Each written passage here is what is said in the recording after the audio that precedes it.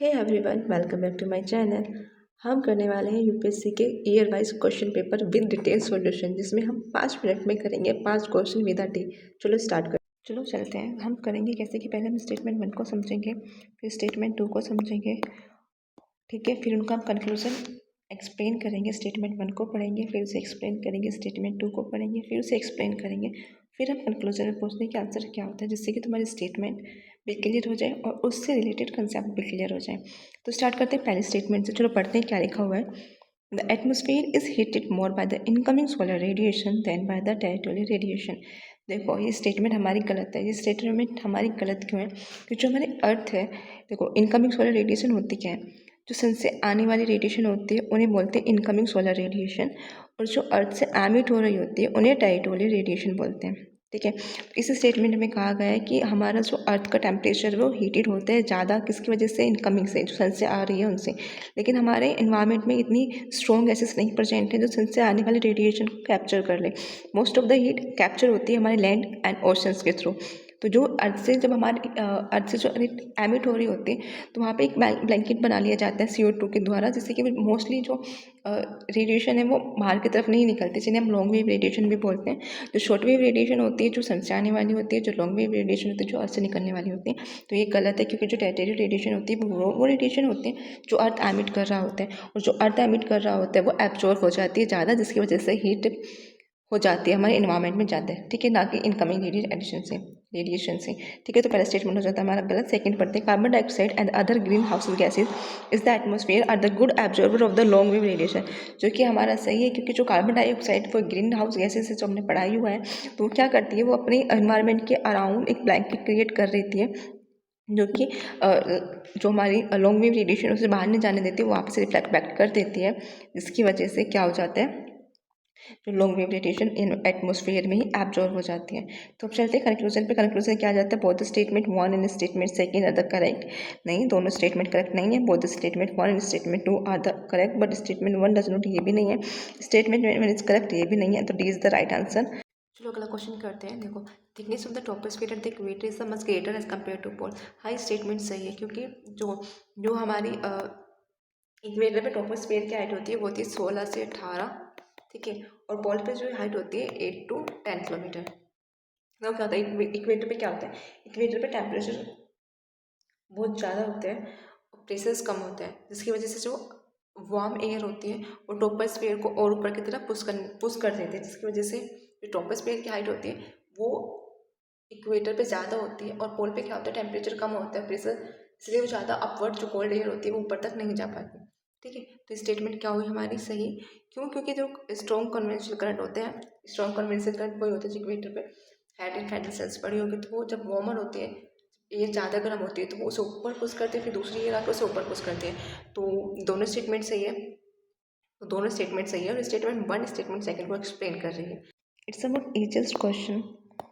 पैरोकेट्स एब्रेट, देखो वैल्कोनिक जो हमारे इरप्शन होता है उसमें पैरोकेट एब्रेट्स भी होते हैं, एसिड्स एंड डस्ट भी होती है, नाइट्रोजन कॉम्पोनेंट है,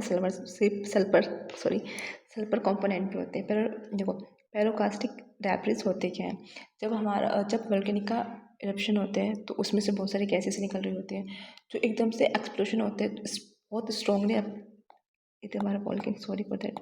तो ये एक्सप्लोजन जो अचानक से बूम की तरह हुआ, ठीक है, उसे बोलते हैं पैरोकाइट एब्रेट। जो एकदम से छोटे छोटे पत्थर निकले, एसिड्स निकली, उसे बोलते हैं। देखो, पैरोकाइट जो वर्ड है मिला हुआ है 2 वर्ड से। पैरो का मतलब होता है फायर, एंड कालोस्टिक का मतलब होता है ब्रोकन। जो एकदम से फायर से जो ब्रोकन एलिमेंट निकलता है उसे पैरोकाइट्स बोलते हैं। एसिड एंड द डस्ट तो कॉमन होता है जब हमारा वोल्केनिक इरप्शन होता है। नाइट्रोजन कंपाउंड इतने मोस्टली नहीं प्रोवाइड होते, बट ये कहीं पे लिखा हुआ नहीं है कि नहीं मिलते हैं, मोस्टली नहीं होते हैं इसके। तो ये इसमें नहीं लिखा हुआ है कि जो इनमें से मोस्टली कौन कौन से होते हैं, तो इसे भी सही माना था। एंड सल्फर कॉम्पोनेंट, हाँ सल्फर तो सबसे ईजिएस्ट है इसके लिए, तो इसमें ऑल 4 मार्क किया हुआ था। ओके, अगला क्वेश्चन देखते हैं। What is the following is are the concept inferior from the isotherm map in the month of the July. देखो, आइसोथ्योरम का क्वेश्चन बहुत कॉमनली रिपीट होता है यूपीएससी में, तो देखते हैं पहला क्या है। The isotherm is drive to the north over the ocean and the south over the continent. देखो, आइसोथ्योरम्स क्या होते हैं? आइसोथ्योरम एक लाइन होती है जो सेम इक्वल टेम्परेचर पे ड्रॉ करनी होती है मैप पे, ठीक है। लैंड एक जैसा होना चाहिए और ओशन एक जैसा चाहिए होता है। तो पहला क्वेश्चन आंसर क्या बोल रहा है? पहले स्टेटमेंट बोले जो आइसोथ्योरम होती है वो नॉर्थ में नॉर्थ की तरफ ड्रिफ्ट हो जाती है ओशन में, एंड साउथ में हो जाती है कॉन्टिनेंट में, जो कि सही है। नॉर्थ की तरफ क्यों डाइवर्ट होती है? देखो, जो हमारे ओशियंस हैं, जैसे कि हमारे ओशियंस में टेम्परेचर क्या होते हैं, हाई होते हैं विंटर में, ठीक है। तो आइसोथ्योरम विंटर में कहाँ शिफ्ट हो जाती है? नॉर्थवर्ड, ठीक है। और लैंड में कहाँ शिफ्ट हो गए? साउथवर्ड। क्यों?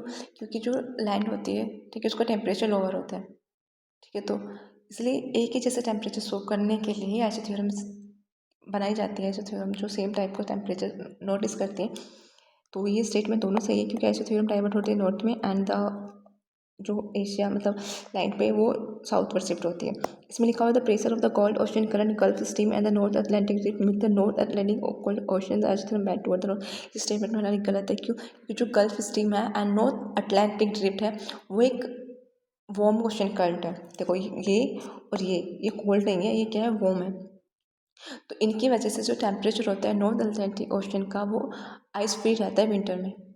इसकी वजह से जो ग्लोबल वार्मिंग है आइसोथर्म की, वो नॉर्थवर्ड होती है ओशन के, not because of the ocean, ठीक है। ओशन की वजह से वो नॉर्थवर्ड शिफ्ट नहीं होती, वो इसलिए होती है क्योंकि वहाँ पे ग्लोबल वार्मिंग इफेक्ट ज़्यादा होते हैं, ठीक है। तो स्टेटमेंट गलत है। सबसे पहले तो ये कि ये और ये वार्म नहीं है, कोल्ड करंट है, ठीक है। कोल्ड नहीं है, सॉरी, ये वार्म करंट है, ओके। तो statement first is right, statement second true, तो ये आंसर हो जाता है इसका। जाते हैं अपने लास्ट क्वेश्चन पे, ठीक है। तो देखो, which of the following country are the well known the two largest cocoa producer in the world. सारी नहीं याद करनी होती, पर हाँ एक बार तुमको सबको पता होना चाहिए, और ये तो न्यूज़ में थी, इसका आंसर है वोटा आइडिवेयर एंड गाना, ठीक है। ये क्यों नहीं है? तो अर्ज एलिगेरिया एंड मोरक्को जो है वो नॉर्थ अफ्रीकन कंट्रीज है, जो कि मेजर प्रोडक्ट नहीं है कोको प्रोड्यूसर का। बोट्सवाना एंड नामीबिया तो साउथ अफ्रीका कंट्रीज है, जो कि मेजर कोको प्रोड्यूसर नहीं होती है। Madagascar and the Mozambique is the east African country, ठीक है। तो नोटेड कोको प्रोड्यूसर नहीं होता, तो को आइवेडेर गाना, ये तो उस टाइप पे न्यूज़ में हुआ था, तो इसलिए आया हुआ था। आई होप आपको ये वीडियो अच्छी लगी और आपके लिए हेल्पफुल भी हुआ होगा। आई नो कि ये वीडियो थोड़ा लेट हो गया है due to my health concern, मेरी voice is not properly, but if you like this video comment में डाउन, मैं आपके लिए और वीडियो बनाऊंगी, और आई होप कि नेक्स्ट वीडियो में डिले ना हो।